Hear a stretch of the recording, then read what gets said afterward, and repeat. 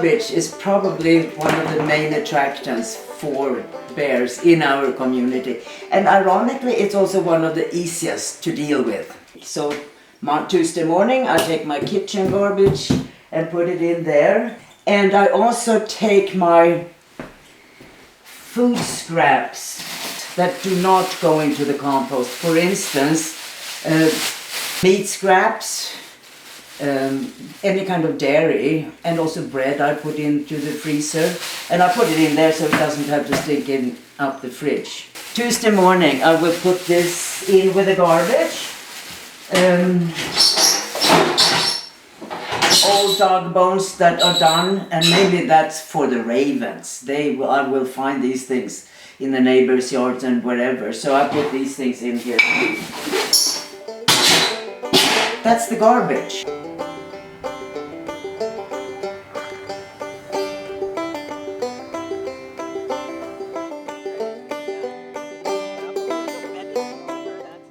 If you have your own apple trees, that's really what we needed to talk about, was what to do, because they do draw the bears. It's food conditioning. They're not the normal source of food for bears. It's human food. But they'll go for it because it's high calorie, and they're just driven to go for high calorie food. So the best thing to do to help reduce any conflicts is to, first of all, keep your trees trimmed.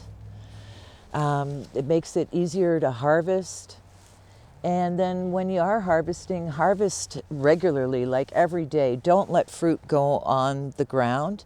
By doing that, it's actually bad for you too, because it does draw in pests and diseases that can actually affect your trees. If you've got fruit trees and you really find that, maybe you're not using them, consider taking them out and replacing them with hopefully a native tree even, but not, you don't have to go that far, but a tree that doesn't produce fruit or nuts.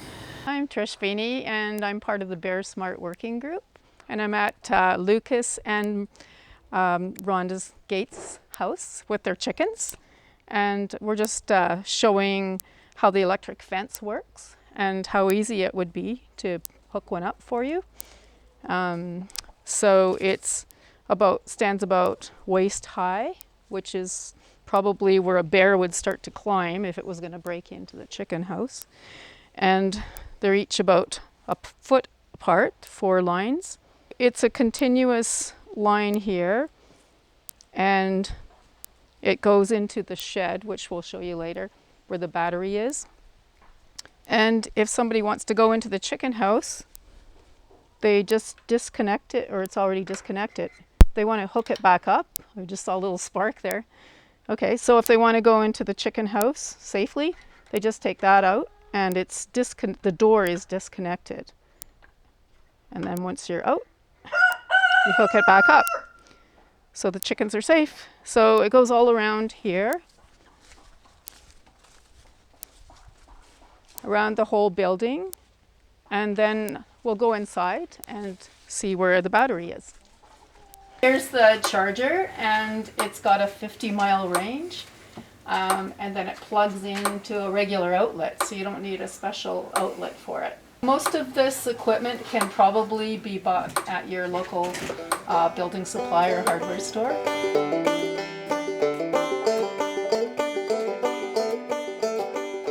Here we are in Doug and Emily's garden, and they're going to give us a little tour of their composting system.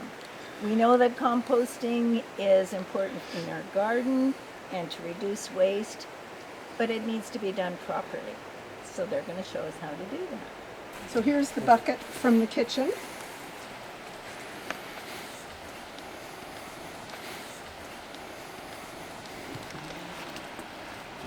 And it's pretty secure. We don't usually have. So it's mostly, lettuce, peels, cores, sometimes some cooked vegetable leftovers, never meat. The important part of this part of it is the red wigglers, because they break down and consume the compost very quickly. And I think they add a lot of worm castings to it. And that all goes into there eventually.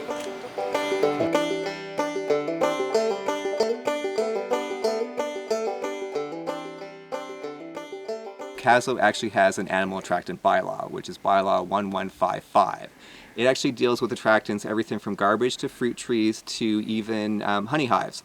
And it actually states things like electric fencing should be required, that you should not put out your garbage or your trash or recyclables out the night before to the curb, so your pickup is Tuesday mornings. And it also deals with the issue around freezers being outside as well. So have a look at the bylaw.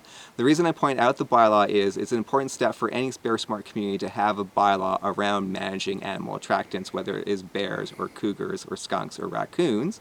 And those bylaws can be enforceable.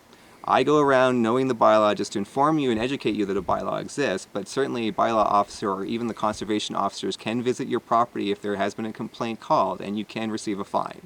So one of the major attractants we find in common with bears being attracted to porches and to people's decks or even into people's kitchens, if they leave the door open, is pet food. What we suggest to people is when it comes to pet food, feed your pet at certain times of the day, but clean up the pet food bowl. So bring the food back inside, keep it into storage, and then feed the pet when you need to. Don't leave it outside, because it's not only bears that you're going to be attracting, which are tend to be common, but we also have concerns around skunks and raccoons that are also attracted to that feed. The other issue about pet food is if you are attracting things like raccoons or skunks, you could easily attract what attracts them. In other words, that's a food source for a bear, for a cougar, and they will be coming into your area as well, being attracted to that food source. If we lessen or eliminate attractants, they're not going to come here, or if they do, they're going to come and leave.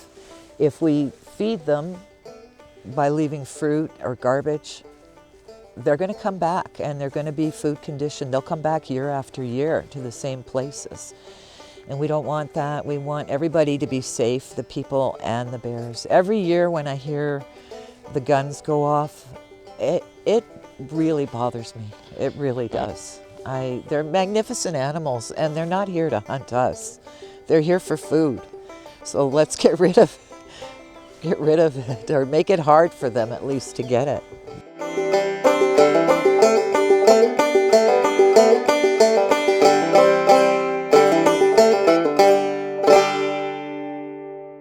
The group meets usually once or twice a month via Zoom through these pandemic times.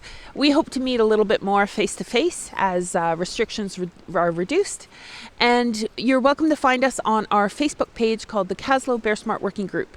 And we welcome input from all citizens and interested people and people wanting to work together to proactively prevent and mitigate human-bear conflicts in the village of Kaslo.